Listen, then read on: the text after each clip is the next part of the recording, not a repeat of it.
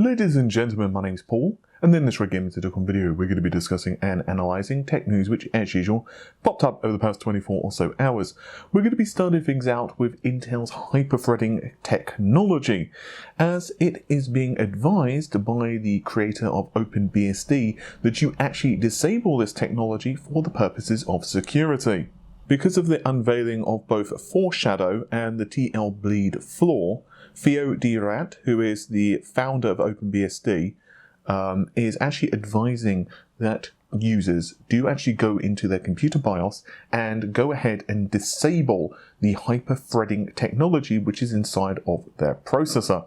Of course, the most obvious issue with that is it will hamper performance. Now, how much that hampers performance does depend on the application itself.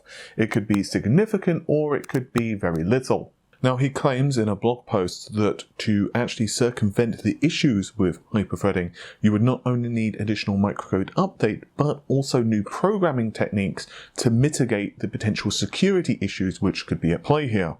Furthermore, he believes that hyperthreading will actually be the perhaps side vector for a lot of attacks, and could actually be one of the avenues that will exacerbate future attacks as well for users. While his opinion does sound rather damning, Intel do not believe that this is an issue for the average user. In short, if you're not running a machine with a virtualized environment, so for example you're not a server host, then most likely Intel believes that the chances of attack are very small. And that's simply because of the way that the applications or whatever will run on the processor.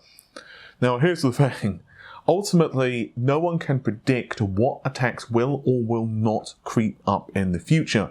Because not only is it impossible for us to figure out, well, how can attacks that are currently known be used, but then we have to then start to speculate, well, what about future attacks, or what flaws have not been discovered?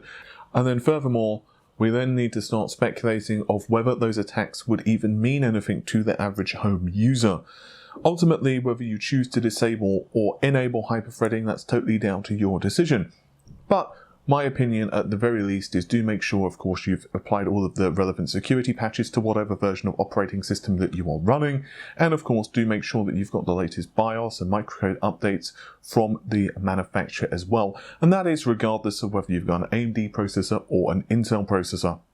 And now let's discuss some leaks of the I7-9700K processor. Of course, this is part of the 9th generation of Intel processors, and there has been a leak which has occurred where we can actually see this particular CPU running on a Z370 motherboard. Now, perhaps the most interesting thing of all of this is that, well, we see the processor running at 5.5 GHz, reportedly very stable indeed, and performance results, which we'll get into in just a second, are mighty impressive.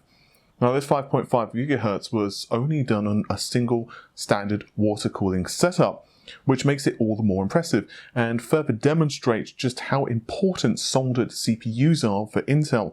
Of course, for quite a long time, the company had maintained, well, we're not doing that because it's possible that the CPUs could degrade over time and so on and so on. But obviously, they've had a change of heart, and the simple act of switching to soldered has allowed the processors to run at a considerably higher clock speed.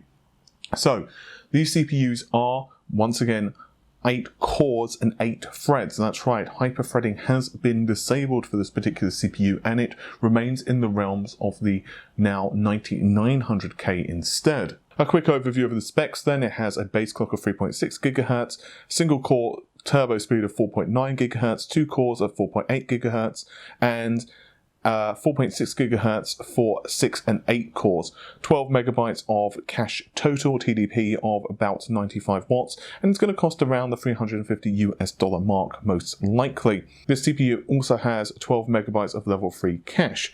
So in essence, it's a fairly impressive chip. But what about performance then? Well, once again, using Cinebench, which is a de facto benchmark, of course, we see the 9700K running on an ASRock Z370 professional gaming motherboard, and we see a score which is very impressive.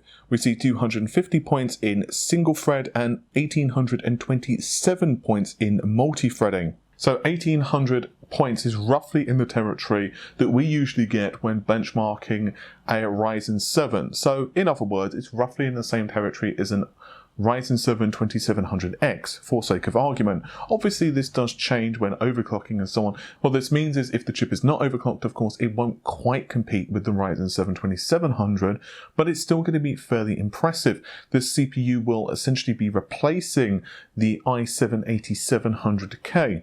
Of course, the fact it doesn't have hyperthreading does mean that you're losing out on threads, but maybe that's not necessarily a bad thing. After all, hyperthreading is not a complete performance replacement for a real physical core, as we all know. So in some tasks, I do suspect the 8700K may see an improvement, but in other tasks, the 9700K will probably pull out the lead. And then, of course, once again, you need to factor in the additional clock speed benefits of the 9700K, and we can presume that we're going to be getting 2, 3, 4, 5, 600 megahertz in average for an overclock performance advantage compared to the older Coffee Lake processors. In non-Intel news, we also have confirmation that the first consumer 7nm processor entering mass production will be the Snapdragon 855, which does in fact feature a neural net processor.